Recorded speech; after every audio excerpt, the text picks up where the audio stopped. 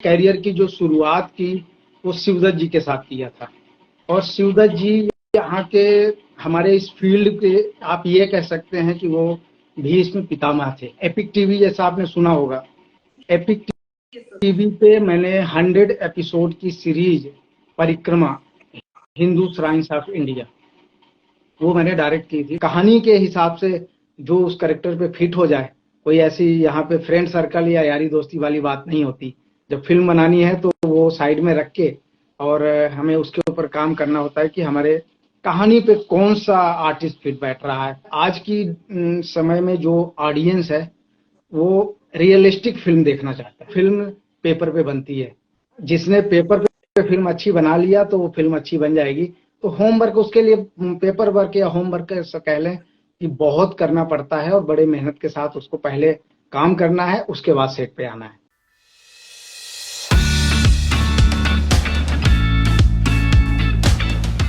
Hi.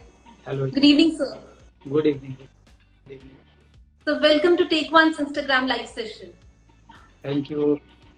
तो जैसे कि मैं अपने ऑडियंस को आपके बारे में बता रही थी कि आपको कोई इंट्रोडक्शन की जरूरत नहीं है, बिकॉज ये बहुत सारे जितने भी लोग हमें देख रहे हैं या बाद में ये इंटरव्यू देखेंगे वो सब आपको जानते हैं। तो हम चाहते हैं कि आप अपनी जर्नी के बारे में बताएं, किस तरह से आप इस डायरेक्शन फील्ड में गए, किस तरह से आपने स्टार्ट किया अपनी जर्नी। मैं एक्चुअली बेसिकली जैसा कि आपको शायद पता हो कि मैं बाई बर्थ यहाँ पे का नहीं हूँ। मैं बेसिकली एमपी से हूँ, रीवा डिस्ट्रिक्ट से। तो 98 का फिल्म एंड टेलीविजन से 3 ईयर डिग्री करने के बाद पास आउट दिल्ली से मैंने ट्रेनिंग ली इक्विपमेंट्स पे 6 मंथ की CIET से। उसके बाद 99 में ही मैं जम्मू आ गया और उसके बाद से मैं जम्मू जा नहीं पाया, जम्मू से वापस नहीं गया और तब से यहीं पे हूँ। और शुरुआत अपना करियर मैंने एज एडिटर किया। देन उसके बाद कुछ सालों के बाद मैं डायरेक्शन में अपने आप को जो है तो शुरुआत की मैंने। और अब जैसा कि आपको पता है अभी एक डोगरी फीचर फिल्म भी अभी हमने डायरेक्ट की है और कुछ 23-24 साल हो गए मुझे यहाँ पे ये काम करते हुए इस फील्ड में। ओके, तो बहुत ही इंटरेस्टिंग स्टोरी है आपकी कि आप मध्य प्रदेश से हैं और जम्मू में आके सेटल हो गए और बहुत सारी ऐसे काम कर रहे हैं जिससे आप डोगरी लैंग्वेज को प्रमोट कर रहे हैं। तो हम ये जानना चाहते हैं ऐसा क्या था कि आप डोगरी लैंग्वेज से इतना ज्यादा इन्फ्लुएंस हुए और इतनी सारी आपने मूवीज बनाई हैं लोकल लैंग्वेज पे। एक्चुअली मैंने ना यहाँ पे अपने कैरियर की जो शुरुआत की वो शिवदत्त जी के साथ किया था। और शिवदत्त जी यहाँ के हमारे इस फील्ड के आप ये कह सकते हैं कि वो भी इसमें पितामह थे। और डोगरी के लिए उनके बराबर ना किसी ने काम किया है और ना करेगा। मुझे नहीं लगता, मैंने अपने 24 साल के कैरियर में नहीं देखा। और मैं चूंकि उनके साथ 10 साल क्या मतलब इवन कि जब तक वो जिंदा थे तब तक मैं उनके साथ रहा। तो अभी भी मैं उनके साथ ही हूँ, एक तरह से कह सकते हैं आप। तो उनके साथ काम कर करके मुझे थोड़ा सा एक डोगरी के साथ अटैचमेंट रही और मुझे जो है तो डोगरी पे काम करने के बहुत सारे प्रोजेक्ट में मौके मिले। इसके अलावा मैंने डोगरी के अलावा भी मैंने बाहर के लिए भी काम करता हूँ। मैं आपको बता दूं कि मेरा एपिक टीवी जैसा आपने सुना होगा, एपिक टीवी पे मैंने 100 एपिसोड की सीरीज परिक्रमा हिंदू श्राइन्स ऑफ इंडिया वो मैंने डायरेक्ट की थी। ट्रेवलॉग था वो। उसमें बहुत सारे अपने इस देश के बहुत सारे स्टेट्स को मैंने कवर किया, जिसमें सबसे शुरुआत मैंने जम्मू कश्मीर से शुरुआत किया। उसके जो एपिसोड्स जम्मू कश्मीर, फिर हिमाचल, MP, UP, उड़ीसा और वेस्ट बंगाल, तो ये सारी चीज़ें। और उस वक्त मुझे बहुत अच्छा एक एक्सपीरियंस मिला इस पूरे देश को भ्रमण करने का और काम करने का और सब कुछ को पूरी एक तरह से अपने देश को बिल्कुल करीब से देखने का। Okay, that's really amazing. बहुत सुना है हमने आपके इस ट्रैवल लॉग के बारे में, तो दैट्स अमेजिंग। आप बहुत ही अच्छा काम कर रहे हैं सर। तो हम जानना चाहते हैं कि जैसे कि आपने अभी बताया कि आपने एडिटिंग से स्टार्ट किया और एडिटिंग से आप डायरेक्टर बन गए, तो वो जर्नी आपकी, आप कैसे स्विच हुए, कैसे आपके माइंड में आया, क्या इंस्पिरेशन रही आपकी डायरेक्टर बनने के लिए? एक्चुअली मैं शिवदत्त जी के साथ ही काम करता था, उनके यहाँ ही। मैंने आपको बता दूं कि मैंने उनके साथ 10 साल एज ए एम्प्लॉई मैंने उनके साथ काम किया है। और उस वक्त एज ए एडिटर काम करता था। तो जब मैं उनके इधर एडिटिंग कर रहा होता था, तो एक बार एक सीरियल शूट कर रहे थे वो, तो वही स्टूडियो में ही, एडिटिंग टेबल साथ में, बिल्कुल साथ में सेट लगा था, वहां पे शूट हो रहा था। तो मैं जैसे ही शाम को फ्री हुआ तो मैं सेट पे चला गया। तो वहां पे मैंने क्या देखा कि जस्ट जैसे वो टेक कर रहे थे, तो एक वाइड में जो आर्टिस्ट की पोजीशन थी, और उसके बाद जैसे ही कैमरा जब कट होता है, क्लोजअप पे जाना है, तो लाइट थोड़ी शिफ्ट होती है, थोड़ा कैमरा एंगल चेंज होता है, थोड़ा सा गैप आता है। और आर्टिस्ट ने उस वक्त अपनी वो कंटिन्यूटी जो है तो वो नहीं दिया जो मास्टर पे देना चाहिए था। तो मैं देख रहा था कि वाइट पे जब हमारा ये डायलॉग खत्म हुआ, तो उस टाइम पे इनकी ये पोजीशन थी, यहाँ लुक था, ऐसा सारा कुछ। और जब कटिंग पे हुई तो वो कुछ और देने लगे। मतलब उसमें उन्होंने उस टाइम पे सपोज ऐसे करके बैठे हैं उस, और कटिंग में ऐसे हो गए। तो मैंने कहा कि सर ये कैसे लगेगा? बोलते हैं क्यों? मैंने कहा वो अभी वाइड में जब वो थे तो वो बिल्कुल ऐसे करके बैठे हुए थे, और अब कटिंग में आ गए तो बिल्कुल फ्री हो गए, और वो दिख रहा है कि अब उनका हाथ नीचे है। बोलते हाँ ऐसा था, रिवाइंड करो, चेक करो।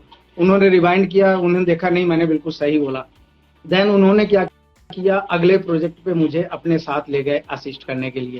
उन्होंने कहा कि मेरे साथ उस पर चलो तुम। कोई, मैंने कहा सर एडिट, बोलते कोई बात नहीं, हम उसके बाद कर लेना। तो बस उसके बाद मैं उनके साथ असिस्ट करता रहा। और आपको बता दूं कि लास्ट उनके साथ आपने एक बहुत फेमस फिल्म हुई थी लकीर, आपने सुना होगा, पहाड़ी। Yes. और उस फिल्म में मैं उनके साथ एज ए एसोसिएट डायरेक्टर भी काम किया। और उसके बाद तो मतलब ये था कि वो कोई भी ऐसा प्रोजेक्ट था नहीं होता था जिसमें वो मेरे बगैर जाते थे सेट पे। अगर मैं बाद में, मैं उनको 2008 के बाद मैं फ्रीलांस करने लगा, तो मैं उनके साथ नहीं होता था। बट कोई भी जब भी वो प्रोजेक्ट करते थे मुझे बुलाते थे, और मैं उनके साथ जाता था। अगर इनकेस कभी ऐसा हुआ कि मैं किसी प्रोजेक्ट पे बिजी हूँ, तो मैं उनको कहता सर मैं तो नहीं आ पाऊंगा, सॉरी, आप देख लीजिए, चलो फिर शाम को बात करते हैं। और उसके बाद शाम को उन्होंने मेरे निकलने से पहले ये पूछ लेते थे जरूर कि फ्री कब हो रहे हो। मैं कहा मैं इस डेट के बाद फ्री, कोई बात नहीं शाम को करते हैं। और शाम को उनका फोन आता था कि मैंने अपना शेड्यूल इस डेट से कर दिया। तो एक हमारी उनके साथ बड़ी अच्छी वो थी, और उनके साथ बहुत कुछ सीखा हमने। और डायरेक्शन आप ये कह सकते हैं कि शुरुआत मैंने उनके साथ ही किया। ओके, दैट्स रियली ग्रेट कि आपने इतनी बड़ी पर्सनालिटी के साथ अपनी डायरेक्शन स्टार्ट की है। जी जी जी, तो हमने बहुत ही सुना है, बहुत ही हिट गई है आपकी रीसेंट मूवी मौज मस्ती, तो उसके बारे में हमारी ऑडियंस को कुछ बताइए। मौज मस्ती बस हम लोगों ने, आप ये कह लें कि जैसा उसका टाइटल था ना, हम उसका काम भी बस उसी अंदाज में ही हमने कर डाला उसको। मौज मस्ती करते करते ही हमने फिल्म खत्म भी कर दी। और हमें इतनी उम्मीद नहीं थी कि फिल्म हमारी जो है तो इस लेवल पे जाएगी, या और इतना लोगों का प्यार मिलेगा। बट आपको सच बताऊं कि बहुत लोगों का प्यार मिला हमें। और वो 2 हफ्ते का जो टाइम था थिएटर में, तो अक्सर हर दिन किसी न किसी का फोन आ जाता था हमें कि आज हम लोगों ने आना है, आपने वहाँ पे जरूर मिलना है, हमने आपको वहाँ पे सम्मानित करना है। और उस 2 हफ्ते में मुझे लगता है 14 दिनों में 10 दिन ऐसे रहे कि कोई न कोई ग्रुप, कोई न कोई एनजीओ, या कोई न कोई एक, मतलब एक बड़े अच्छे अच्छे लोग और बड़े फेमस लोग आते थे, और हमें वहाँ पे कभी चुन्नी से या कहीं किसी तरह से लोग सम्मानित करते थे। और उन सब लोगों का प्यार मिला, और उसी की वजह से अब हमने आपको, मैं एक न्यूज आपके थ्रू मैं देना चाहता हूँ, सबको मैसेज देना चाहता हूँ कि बहुत जल्द हमारा प्लान चल रहा है, और एक अगली फिल्म की हम तैयारी कर रहे हैं। और वो फिल्म हम और किसी लैंग्वेज में ना करके बल्कि डोगरी में ही करेंगे। That's really amazing sir कि आप इतना अच्छा काम कर रहे हैं कि रीजनल लैंग्वेज को प्रमोट कर रहे हैं, और बहुत सारे लोग इस चीज को अप्रिशिएट करते हैं। और आजकल इनफैक्ट लोग प्रेफर करते हैं कि रीजनल लैंग्वेजेस में मूवीज देखें। बिल्कुल, बस यही है कि एक आपके थ्रू भी हम लोगों से एक अपील करेंगे कि जब भी डोगरी फिल्म बने तो सब लोग ये सोच के ना आए कि नहीं ये हमारी डोगरी फिल्म को अब कंपेयर करते हैं लोग कि बॉलीवुड की फिल्मों से। तो वहाँ बहुत सारे वो हमारे पास इशू होते हैं, हमारे पास बहुत सारे रीजन होते हैं जिसकी वजह से हम उनसे कंपेयर नहीं कर सकते। और सबसे पहला रीजन होता है बजट का। वो आप समझ सकते हैं कि जब हम रीजनल पे करते हैं, हमारे पास एक दो थिएटर 3 थिएटर हों, तो हम कितना बजट उस पे करेंगे, क्योंकि रिकवरी नहीं होती। बट फिर भी अगर हम ये सोचते हैं कि अगर लोगों का सपोर्ट और अच्छा मिले और लोग थिएटर में आए, तो सिर्फ अगर फिल्म में जितना पैसा लगता है, मैं कहता हूँ 1 रुपया ना बचे उसमें, लेकिन जितना लगे उतना भी आ जाए, तो यहाँ पे एक नहीं, मुझे लगता है कि हर हफ्ते एक नई फिल्म, या हर हफ्ते नहीं तो हर महीने एक डोगरी फिल्म यहाँ पे आएगी। सिर्फ अगर लोगों का इतना सपोर्ट मिल जाए कि वो फिल्म का प्रॉफिट ना छोड़ के सिर्फ उसका जो खर्चा है वो निकल जाए। आप बात कर मैं रहे अपना थे टैलेंट की बात कर रहे थे, जी या जी जी। प्रॉब्लम प्रॉब्लम ऐसा नहीं है। प्रॉब्लम अब हमें बहुत साल हो गया है, तो अब हाँ, सबसे बड़ा चैलेंज होता है जब हम किसी फिल्म को करना होता है, तो हमें हमारी जो कहानी की रिक्वायरमेंट है, तो सबसे जो बेसिक चीज है वो करेक्टर है। हमें उस करेक्टर को सर्च करने में या उस करेक्टर पे काम करने में थोड़ा सा शुरुआत में चैलेंज होता है। बट जम्मू में इतने आर्टिस्ट हैं और इतने अच्छे अच्छे आर्टिस्ट हैं कि उतनी ज्यादा प्रॉब्लम नहीं होती हमें यहाँ पे। कोई भी कहानी है और सिर्फ हमारे जहन में सारे आर्टिस्ट हैं यहाँ पे। हम सारे लोगों के साथ इतने सालों से काम कर रहा हूँ मैं, 24 सालों से। तो सब लोगों बिल्कुल वो होते हैं, फिर हम आंख बंद करके आदमी कहानी को पढ़ता है, सोचता है, तो अपने आप समझ में आता नहीं इस करेक्टर के लिए ये आर्टिस्ट सही है, इस करेक्टर के लिए आर्टिस्ट सही। तो ऐसी कोई प्रॉब्लम नहीं है। और वैसे भी जम्मू कश्मीर लोकेशन वाइज या हर चीज बहुत खूबसूरत है। तो यहाँ तो आपको पता है, जहाँ भी कैमरा रख दो वहीं पे फ्रेम बन जाता है। Exactly exactly. तो जैसे कोई आपके पास स्टोरी आती है कोई, तो आपको कैरेक्टर इमेजिन करना होता है, तो आप कैरेक्टर्स को रीच आउट कैसे करते हैं? रीच आउट अपने हमारे अपने बीच से ही जो भी आर्टिस्ट है मैक्सिमम, क्योंकि हमने अभी डोगरी फिल्म की है और नेक्स्ट भी डोगरी ही करना है, तो उसमें हम कोशिश करते हैं कि हमारे अपने जो भी उसका कहानी के हिसाब से जो उस करेक्टर पे फिट हो जाए। कोई ऐसी यहाँ पे फ्रेंड सर्कल या यारी दोस्ती वाली बात नहीं होती। जब फिल्म बनानी है तो वो साइड में रख के और हमें उसके ऊपर काम करना होता है कि हमारे कहानी पे कौन सा आर्टिस्ट फिट बैठ रहा है, लुक वाइज भी और फिजिक वाइज भी, दोनों तरह से। एग्जैक्टली। तो जैसे कि आपने बहुत सारी मूवीज पहले भी डायरेक्ट की हैं, तो क्या आप जितने भी कैरेक्टर्स हैं उन्हें रिपीट करते हैं या न्यू फेसेस भी देखना चाहते हैं? मैं आपको बताऊं, मूवी मेरी जो एज ए डायरेक्टर जो मूवी है वो मेरी ये पहली मूवी थी फुल फ्लेज। और ऐसे एज एसोसिएट डायरेक्टर मैं शिवदत्त जी के साथ लकीर, सीरियल मैंने बहुत सारे किए हैं डायरेक्ट। तो जी। फिल्म मेरी फीचर फिल्म में ये मेरी फर्स्ट फिल्म, और अभी मैं दूसरी फिल्म की तैयारी कर रहा हूँ। Okay sir. तो आपको किस तरह के प्रोजेक्ट्स पसंद हैं? किस तरह के प्रोजेक्ट्स में आप काम जैसे लेना चाहते हैं? कैसी स्टोरीज आपको पसंद आती हैं? मुझे बेसिकली क्या है, आज की समय में जो ऑडियंस है वो रियलिस्टिक फिल्म देखना चाहता है। वो कोई मतलब वो पुराने टाइम वाला बनावटी चीजें जो है पसंद नहीं है। तो हर चीज मतलब जो आज की डेट में हर चीज जो रियलिटी में जो चीज होती है, कहीं ना कहीं उससे मतलब मेरी भी कोशिश होती है कि मैं हर चीज बिल्कुल रियलिस्टिक हो, अपने उसमें दिखाएं, कोई भी चीज बनावटी ना हो। तो बस यही मेरा वो एक रहता है मेन। और ज्यादा ऐसे तो मैं मैक्सिमम टाइम, फिल्म तो साल 2 साल में एक होती है, लेकिन मैं उसके अलावा बाकी टाइम मैं डॉक्यूमेंट्रीज करता हूँ। और उसमें ही ज्यादा जो है तो मुझे उसमें काफी ये कह सकते हैं कि वो महारत भी है। और मैंने बहुत काम किया है जो डॉक्यूमेंट्री, उसकी गिनती नहीं मैंने कितनी डॉक्यूमेंट्री अब तक एज ए डायरेक्टर एडिट किया है या डायरेक्ट किया है। Okay, that's amazing. तो सर बहुत सारे ऐसे लोग हैं जो अभी हमें देख रहे हैं और उनमें से कुछ लोग एक्टिंग फील्ड में आना चाहते हैं, कुछ डायरेक्शन फील्ड में आना चाहते हैं, तो but they are not getting the right path. किस तरह से वो ये फील्ड ज्वाइन कर सकते हैं? तो आपका उन लोगों के लिए क्या मैसेज रहेगा?